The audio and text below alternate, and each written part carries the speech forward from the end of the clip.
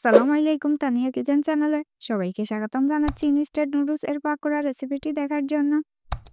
খুবই স্বল্প সময়ে আর অল্প উপকরণে এই পাকোড়াটি তৈরি করা যায়, আর খেতে অসম্ভব মজা। আশা করছি রেসিপিটা আপনাদের ভালো লাগবে। প্রথমে চুলে একটি পাতিলে পর্যাপ্ত পরিমাণ ফুটন্ত পানিতে 3 প্যাকেট ইনস্ট্যান্ট নুডলস দিচ্ছি এবং সাথে ইনস্ট্যান্ট প্যাকেট মশলা দিচ্ছি। নুডলস সিদ্ধ হওয়ার সময় দিলে মিশে যায় খুব সুন্দরভাবে।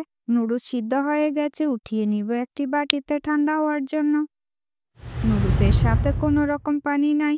এখন পাকোড়া তৈরি করার জন্য উপকরণগুলো কেটে নিচ্ছি। এক এক করে সবগুলো অ্যাড করে দেব। এখন দিয়ে দিচ্ছি 2টা ডিম, কেটে রাখা বড় সাইজের 2টা পেঁয়াজ কুচি, কিছুটা পরিমাণ ধনিয়া কুচি, পরিমাণ মতো মরিচ কুচি এবং একটা টমেটো কুচি ও স্বাদ মতো লবণ। সবগুলো উপকরণ মেখে নিচ্ছি। আলতোভাবে মেখে নিতে হবে। মাখানো শেষ, সাথে অ্যাড করে দেব সামান্য পরিমাণ চালের গুঁড়া ও সামান্য পরিমাণ কর্নফ্লাওয়ার। মাখানো শেষ, কর্নফ্লাওয়ার না থাকলে চালের গুঁড়া দিয়েও তৈরি করতে পারবেন। চুলায় একটি পাতিল বসিয়ে পরিমাণ মতো তেল অ্যাড করে দিচ্ছি। তেল গরম হওয়ার পর পাকোড়া শেপ করে একটা একটা করে সবগুলো পাতিলে দিচ্ছি।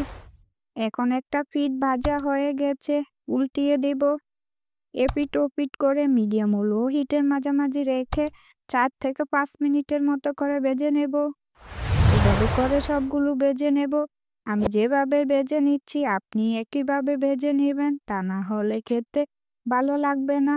পাকোড়া বানানোর পর কিন্তু আরেকটু গাঢ় কালার হয়। ভাজা শেষ হয়ে গেছে, এই যে দেখেন ফাইনাল লুক।